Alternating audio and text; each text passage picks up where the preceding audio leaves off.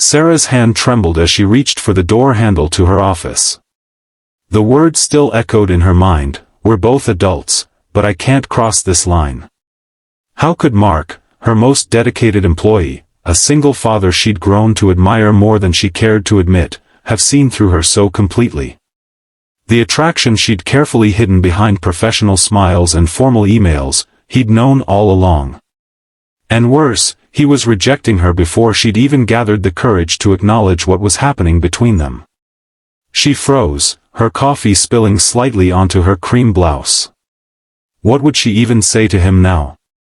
Mark Jenkins stared at the family photo on his desk, his daughter Emma's gap-toothed smile beaming back at him. 6 years since Diane's death, and he was still learning how to navigate life as a single father. The promotion to senior project manager at Horizon Designs had been a blessing financially, but the hours were brutal. And then there was Sarah Winters, his boss, the company's brilliant creative director, with her flowing blonde hair and those piercing blue eyes that seemed to see right through him. He'd caught himself watching her too often in meetings, admiring how she commanded a room without raising her voice, how her slender fingers moved gracefully as she sketched concepts. The way she'd stayed late to help him prepare for client presentations when Emma had school events he couldn't miss. The small kindnesses that made her beautiful in ways that went far beyond her perfect figure. But last night had changed everything. 24 hours earlier. "Daddy, is Ms. Winters coming to my recital too?"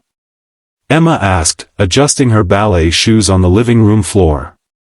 Mark looked up from the dinner dishes. "What? No, honey. Why would you think that?"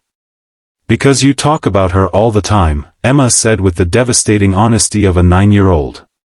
"And you smile different when you say her name. Like how Uncle Rob smiles when he talks about Aunt Jessie." Mark nearly dropped the plate he was drying. That's not the same thing at all, Em.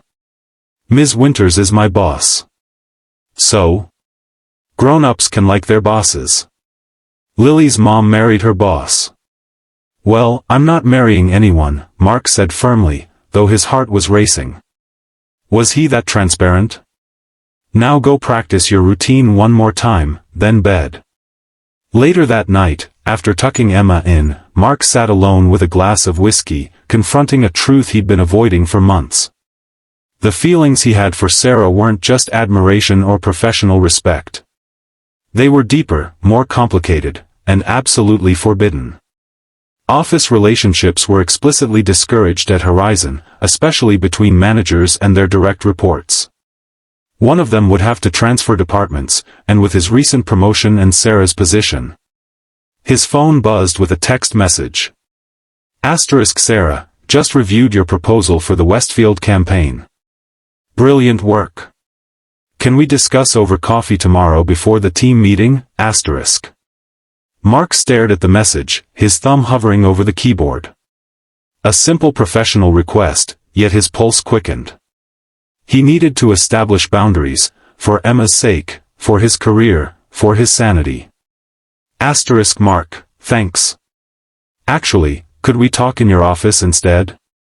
There's something important I need to discuss. The morning team meeting was excruciating. Mark could barely focus as Sarah presented the quarterly goals, her voice steady and confident while he felt anything but. He'd arrived early, intending to have their conversation before everyone else showed up, but she'd been delayed by a call with the CEO. "Mark, can you walk us through the Westfield timeline?" Sarah's voice cut through his thoughts. He fumbled with his tablet, acutely aware of her eyes on him. "Of course. We're looking at a 6-week development phase." Somehow, he made it through the presentation. As the team filed out, Sarah touched his arm lightly. "My office now?" The contact sent electricity through him. This was exactly why he needed to clear the air. Her office was a reflection of her personality, meticulously organized yet creative, with modern art on the walls and a large window overlooking the city. She closed the door and turned to him with a smile that made his carefully prepared speech evaporate from his mind. "Your daughter's recital is tonight, right?" she asked, moving to her desk. I made sure the client call was rescheduled so you wouldn't have to miss it. The thoughtfulness of the gesture nearly undid him. Sarah, thank you. But that's actually related to what I wanted to discuss. She tilted her head, her long blonde hair cascading over one shoulder. Is everything okay? No. Yes. I mean, Mark took a deep breath. We've been working closely for almost 2 years now, and I value our professional relationship enormously. I sense a but coming, she said, her expression growing serious. Emma said something last night that made me realize. I haven't been as professional in my thoughts as I should be. He met her eyes directly. We're both adults, but I can't cross this line. I'm a single dad, you're my direct supervisor, and regardless of what I might feel, I need to put my daughter and my career first. Sarah froze, her coffee cup halfway to her lips, shock evident in her widened eyes. I'm requesting a transfer to the West Coast Division, he continued into the silence. They need a project manager, and I can work remotely most days. It's better for everyone. The coffee cup clattered onto the desk, liquid spilling across a stack of documents. Neither of them moved to clean it up. You're leaving? Sarah finally whispered, her voice uncharacteristically small. It's the right thing to do, Mark said, though every word felt like a betrayal of what his heart wanted. Sarah spent the afternoon in a daze, mechanically moving through meetings while her mind replayed Mark's words. Had she been so obvious about her feelings? Or was he simply preemptively rejecting her because he'd sensed her growing attraction? Either way, she was losing the best project manager on her team, and the only man who'd made her feel alive since her divorce 3 years ago. At 6 o'clock, she found herself driving not toward her empty condo but to the community center across town. She sat in her car for 15 minutes, arguing with herself about the propriety of what she was about to do, before finally walking inside. The auditorium was packed with parents and relatives, but she spotted an empty seat in the back row and slipped into it just as the lights dimmed. The children's ballet recital began with a group of tiny dancers in tutus, but Sarah's eyes scanned the audience until she found him, Mark, sitting near the front, his phone raised to record the performance. When Emma appeared on stage for her solo, Sarah understood why Mark had been so proud. The girl danced with surprising grace and emotion for her age, her movements telling a story of loss and hope that brought unexpected tears to Sarah's eyes. After the performance, she waited in the lobby, second-guessing her decision until she heard his laugh, that warm, rich sound that always made the office feel more human. Mark emerged with Emma, his arm around her shoulders, both of them smiling. Emma saw her first. Ms. Winters? The girl's eyes widened in surprise. Mark's head snapped up, his expression shifting from shock to confusion to something unreadable. I hope it's okay that I came, Sarah said, suddenly feeling like an intruder. You mentioned the recital so many times, and I wanted to see Emma dance. You were amazing, she told the girl, who beamed with pride. Thank you. Did you see my arabesque? I've been practicing forever. It was perfect, Sarah said sincerely. Mark was still staring at her, and Sarah felt her confidence wavering. I should go. I just wanted to congratulate Emma. We're going for ice cream to celebrate, Emma announced. You should come too. Emma, Mark said in a warning tone. What? You said we should be hospitable to guests, the girl countered with impeccable logic.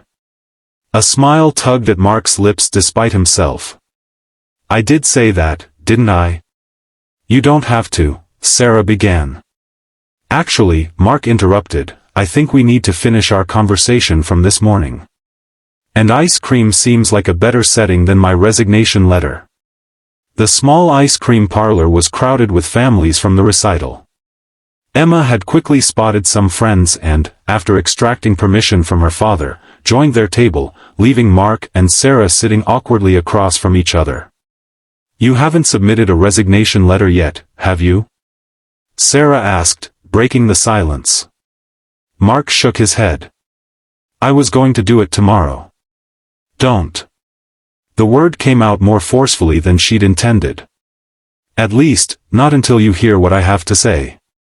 He raised an eyebrow, waiting. First, I need to know, was I that obvious? About my feelings? Mark nearly choked on his ice cream. Your feelings? I thought I was the one being transparent. You mean? I've been fighting my attraction to you for months, he admitted quietly. Emma called me out on it last night. Apparently, I smile different when I talk about you. Sarah felt warmth spreading through her chest. And here I was, thinking I was hiding it so well.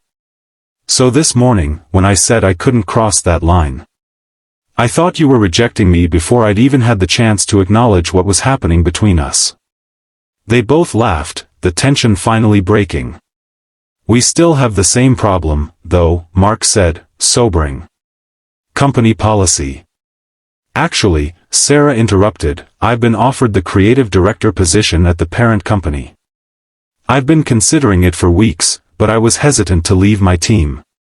She met his eyes. To leave you. That would mean I wouldn't be your boss anymore. Not even in the same building. Mark's expression shifted from surprise to hope. When would this happen? The position starts next month. I was going to turn it down, but now. He reached across the table, his fingers lightly touching hers. Now? Now I'm thinking it might be the perfect solution. If that's something you'd want to explore. Emma's laughter rang out from across the room, drawing their attention. She was animatedly telling a story to her friends, her hands gesturing wildly in a way that reminded Sarah so much of Mark in client presentations. She's my priority, Mark said softly. Whatever happens between us, that can't change. I would never want it to, Sarah assured him. I admire how devoted you are to her. It's one of the things she stopped herself. One of the things you what? Mark prompted, a hint of his usual playful charm returning. One of the things I find most attractive about you, she finished, feeling her cheeks warm. Along with your ridiculous habit of bringing coffee to everyone during deadline week, and the way you defend your team members when upper management gets demanding, and how you never take credit for other people's ideas even when you help shape them. Mark's eyes softened. And here I thought you just liked my dashingly handsome face. Well, that doesn't hurt, she laughed, feeling lighter than she had in months. For the record, he said, his voice growing serious again, I admire your creativity, your leadership, and how you somehow manage to be both the most intimidating and most compassionate person in any room. Emma bounded back to their table, interrupting the moment. Daddy, can Ms. Winters come to my soccer game on Saturday too? Mark looked at Sarah, a question in his eyes. I'd love to, she said, if that's okay with your dad. I think, Mark said slowly, that would be a great start. 6 months later, Sarah stood in her new office, unpacking the last of her belongings. The promotion had been everything she'd hoped for professionally, but the personal benefits had been even more rewarding. Without the complications of their workplace hierarchy, she and Mark had been free to explore the connection between them. It hadn't been simple, nothing worthwhile ever was. Emma had questions and occasional moments of jealousy. Mark sometimes struggled with balancing his roles as father, professional, and partner.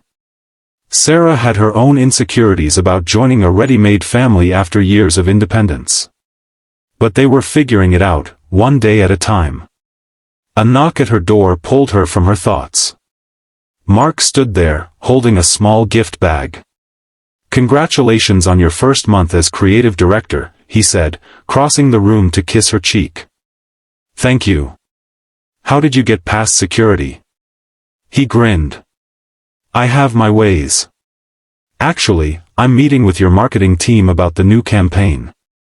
2 birds, 1 stone. Sarah opened the gift bag to find a framed photo of the 3 of them, Sarah, Mark, and Emma, at the beach last weekend, all smiling broadly at the camera. Emma insisted I give this to you for your new office, Mark explained. She said, and I quote, "So Ms. Sarah remembers she has a family now, even when she's being a boss lady." Sarah felt tears prick her eyes. She said that? Family? Mark nodded, his own eyes suspiciously bright. She did. "We've come a long way from, I can't cross this line," Sarah said softly. "Some lines are meant to be redrawn," Mark replied, taking her hand. "I'm glad we found a way to do that without compromising what matters most." Sarah placed the frame on her desk, where she could see it every day, a reminder that sometimes, the most difficult boundaries to navigate led to the most beautiful destinations. If this story touched your heart, please consider liking this video and subscribing to our channel for more emotional journeys that remind us all that love often finds us when we least expect it, but exactly when we need it most. Where are you watching from today? Share your country in the comments below. We'd love to know how far this story has traveled.